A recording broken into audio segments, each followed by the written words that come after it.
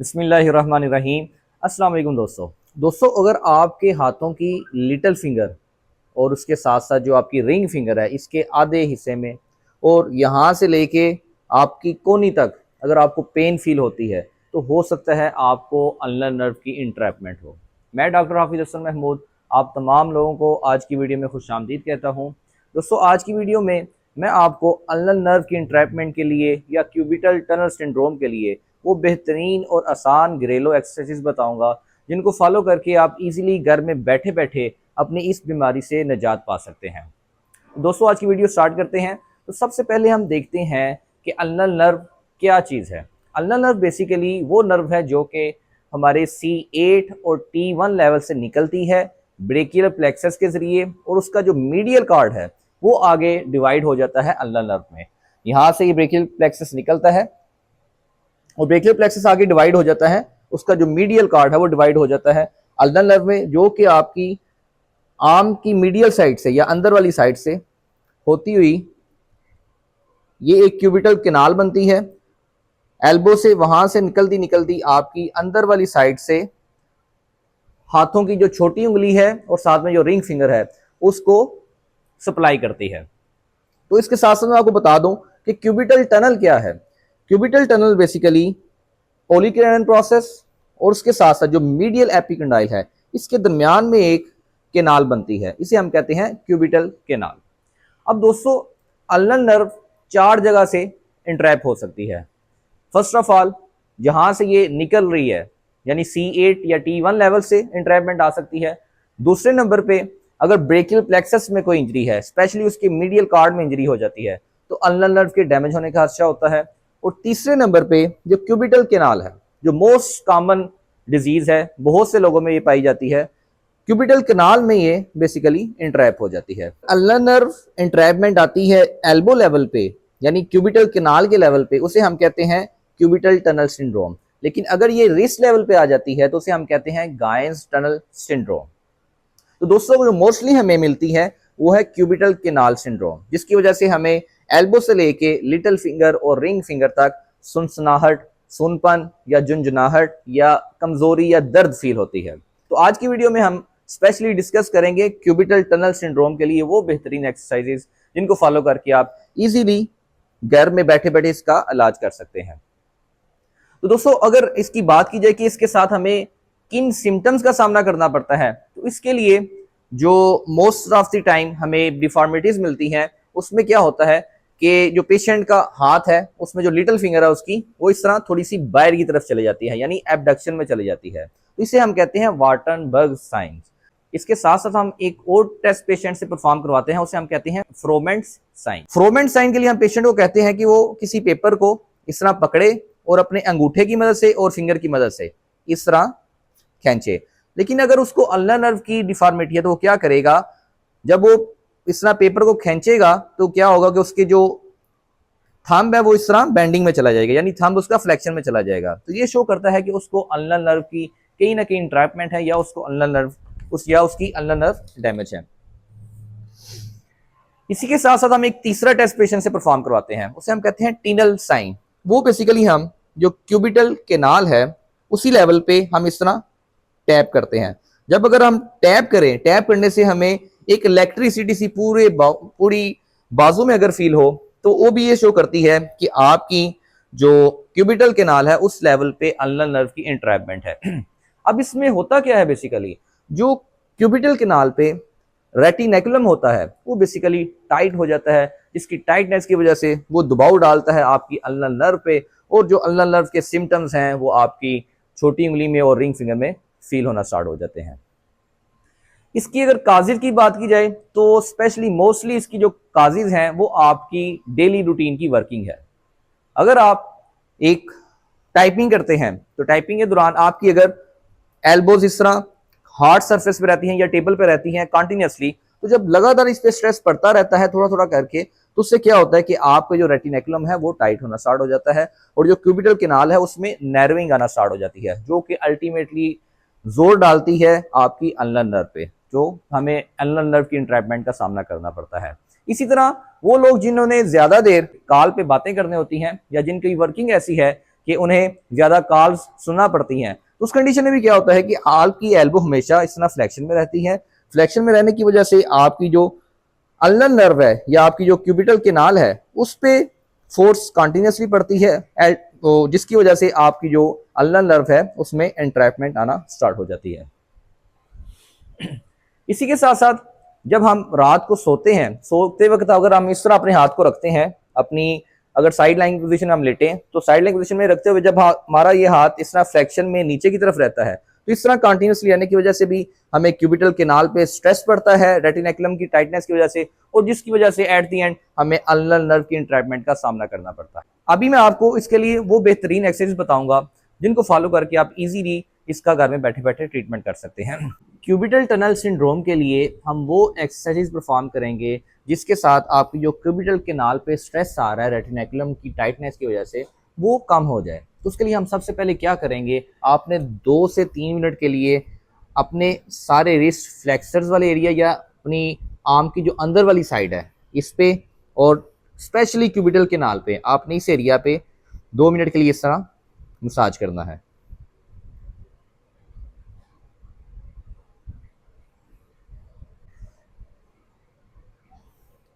पहले इस तरह हम क्लॉकवाइज और एंटी क्लॉकवाइज इसको रोटेट करेंगे ताकि जो हमारे मसल्स हैं वो रिलीज हो जाएं। फिर इसके साथ साथ हम दोनों फिंगर्स को इस तरह बना के क्यूबिटल केनाल की तरफ इस तरह अपनी फिंगर्स को लेके आएंगे। इससे क्या होगा, जो हमारे मसल्स पे फेशिया है वो रिलीज हो जाएगा या जो मसल की टाइटनेस है वो कम हो जाएगी, जो कि अल्टीमेटली आपके जो रेटिनैकुलम पे टाइटनेस आई है उसको कम करेगी। इसके बाद फिर आपने क्या करना है, सिंपली आपने रेंज ऑफ मोशन एक्सरसाइजेस करनी है, एल्बो की भी और इसके साथ साथ आपने रिस्ट की भी। सबसे पहले वो हम कैसे परफॉर्म करेंगे, आपने सिंपली एल्बो को अंगूठे को कर लेना है सीलिंग की तरफ, इस पोजीशन में हाथ को रख के आपने एल्बो की फ्लेक्शन और एक्सटेंशन करनी है। तकरीबन 10 रेपिटेशंस, 10 से 15 रेपिटेशंस आप इसकी परफॉर्म करेंगे। अब यही चीज आपने फिर वेट के साथ करनी है। शुरू आप 1 kg से करें या ½ kg से करें, फिर आहिस्ता आहिस्ता आप इसको बढ़ा सकते हैं 1 kg, फिर 2 kg, जिस तरह आपको इजीली लगे। क्या करेंगे, हम पकड़ के सिंपली इसको फ्लेक्शन में और एक्सटेंशन में। यही चीज आप खड़े होकर भी कर सकते हैं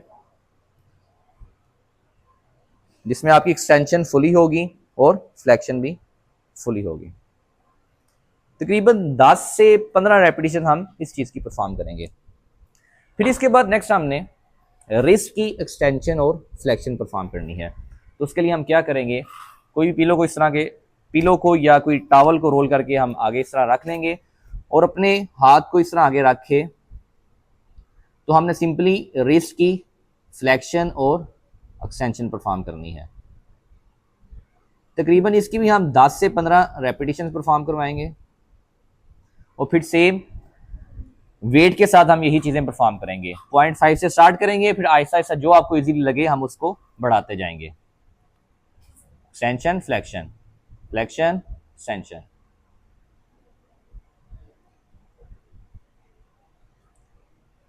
तकरीबन 10 से 15 रेपिटेशंस हम इसकी परफॉर्म करेंगे।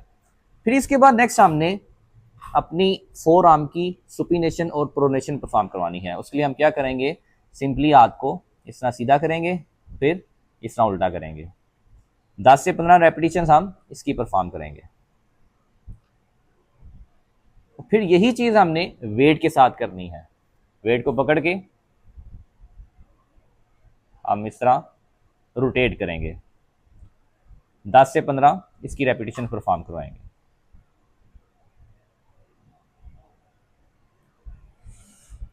फिर इसके बाद हमने अपने जो रिस्ट के फ्लेक्सर्स मसल्स हैं, यानी जो फोर आर्म की अगली साइड के मसल्स हैं और जो फोर आर्म की बैक साइड पे मसल्स हैं, इनको स्ट्रेच देना है। उसके लिए हम क्या करेंगे, अपनी एल्बो को इस तरह स्ट्रेट कर लेंगे और हाथ को इस पोजीशन में लाके अपनी तरफ खींचेंगे।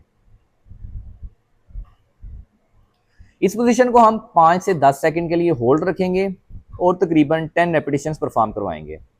1 2 3 4 5। अगेन परफॉर्म करते हैं, 1 2 3 4 5। इसके बाद नेक्स्ट हमने क्या करना है कि जो हमारे रिस्ट के एक्सटेंसर मसल्स हैं, यानी जो फोर आर्म की बैक साइड में मसल्स हैं, उनकी हमने स्ट्रेचिंग करवानी है। तो उसके लिए हम क्या करेंगे कि अपनी एल्बो को स्ट्रेट रखे और अपने हाथ को नीचे की तरफ इस तरह ला के अपनी तरफ खींचेंगे और इस पोजीशन को हम तकरीबन 5 से 10 सेकंड के लिए होल्ड रखेंगे और 10 रेपिटेशंस परफॉर्म करवाएंगे, 1 2 3 4 5, 1 2 3 4 5। ये स्ट्रेचिंग एक्सरसाइज करने के बाद फिर हमने अपने जो फिंगर्स के इंट्रिंसिक मसल्स हैं उनको थोड़ा सा ट्रेन करना है।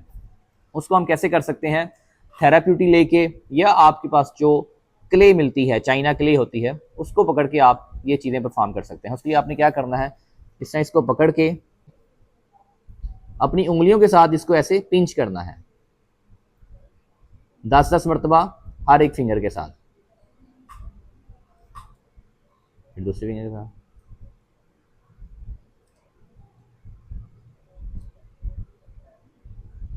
फिर इसके बाद रिंग फिंगर के साथ करेंगे हम तकरीबन 10-10 मरतबा। आप ये सब के साथ इसको दबाएंगे। अगर शुरू में आपकी बहुत ज़्यादा वीकनेस है तो आप इसको 5 रेपिटेशन तक कर सकते हैं, लेकिन आहिस्ता आहिस्ता हम ग्रेजुअली इसको बढ़ाते जाएंगे। एंड पे हम ये छोटी फिंगर के साथ करते हैं।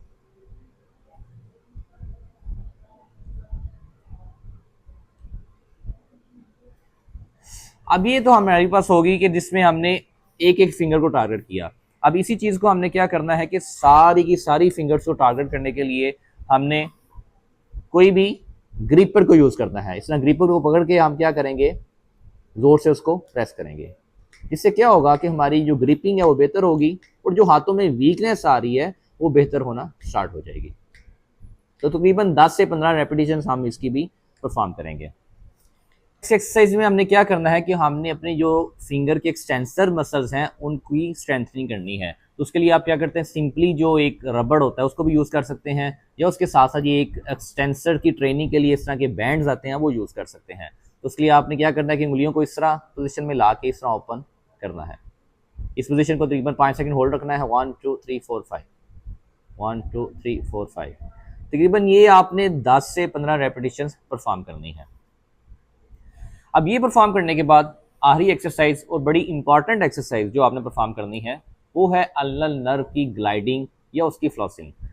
तो उसके तकरीबन 3 स्टेप्स हैं, वो तीनों स्टेप्स आप ग्रेजुअली ऐसा ऐसा इंक्रीज करते जाएंगे। तो आपने क्या करना है, सबसे पहले अपनी एल्बो को इस तरह स्ट्रेट कर लेना है और शोल्डर की पोजीशन 90 डिग्री पे उसको अबडक्शन में ले आना है और अपने हाथ को इस तरह मोड़ लेना है। मोड़ के गर्दन को हम दूसरी साइड पे ले जाएंगे और इसके साथ क्या करेंगे, अपनी रिस्ट को इस तरह ऊपर की तरफ लेके आएंगे। गर्दन सीधा, गर्दन जैसे ही हम उस तरफ मूव करेंगे इसके साथ साथ हमने क्या करना है कि अपनी रिस्ट को भी एक्सटेंशन में या ऊपर की तरफ लेके आना है। तकरीबन ये 5 सेकंड एक पोजीशन को मेंटेन करेंगे, 1 2 3 4 5 और 10 रेपिटेशन हम इस चीज की परफॉर्म करेंगे। इसके बाद जो इसका नेक्स्ट लेवल है उसमें आपने क्या करना है कि अपनी एल्बो को इस तरह अपनी तरफ लेके आना है और इस चीज का ध्यान रखना है कि जैसी एल्बो आपकी तरफ आए तो आपका सर जो है या आपकी गर्दन दूसरी साइड पे फ्लेक्स हो जाए या दूसरी साइड पे बेंडिंग में चली जाए। इसे हम दोबारा परफॉर्म करते हैं। एल्बो की फ्लेक्शन करते करते या एल्बो की बेंडिंग करते करते हम साथ में नेक की भी बेंडिंग करते जाएंगे। इस पोजीशन को 5 सेकंड मेंटेन रखेंगे, 1 2 3 4 5, फिर रिलैक्स, 1 2 3 4 5 और रिलैक्स। तकरीबन इसकी भी हम 10 रेपिटेशन परफॉर्म करेंगे। इसके बाद नर्व ग्लाइडिंग का जो थर्ड पार्ट है और लास्ट पार्ट वो हम कैसे परफॉर्म करेंगे, जैसे ही हम हाथ को अपनी तरफ लेके आएंगे इसके साथ साथ आपने क्या करना है कि अपने थंब को और अपनी फिंगर को इस तरह ग्रिप कर लेना है, ये इस तरह पिंच कर लेना है। पिंच करके आप क्या करेंगे, गर्दन आपकी उसी साइड पे होगी और आहिस्ता आहिस्ता आप क्या करेंगे कि इसको इस तरह करके अपनी आई के पास लाने की कोशिश करनी है।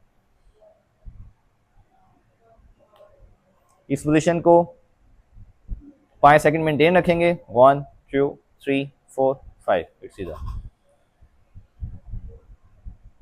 1 2 3 4 5। ऐसा करने से आपको बड़ी प्रोमिनेंटली आपको इधर लिटिल फिंगर पे और रिंग फिंगर पे सेंसेशंस फील होंगी, जो कि ये शो कर रही हैं कि आपकी अल्नर नर्व की ग्लाइडिंग बिल्कुल ठीक तरीके से हो रही है। दोस्तों ये थी कुछ आसान और बेहतरीन ऐसी एक्सरसाइजेज जिनको फॉलो करके आप इजीली घर में बैठे बैठे, अगर आपको लिटिल फिंगर पे या रिंग फिंगर पे या पूरी बाजू में एल्बो से लेके हाथों तक अंदर वाली साइड पे पेन होती है या दर्द रहती है या आपको सुनपन का सामना करना पड़ता है या झुंझुनाहट रहती है, तो इसके लिए ये बेहतरीन एक्सरसाइजेज थी जिनको फॉलो करके आप इजीली इन तमाम चीज़ों से निजात पा सकते हैं। उम्मीद करता हूँ कि ये वीडियो आपके लिए फ़ायदेमंद रही होगी।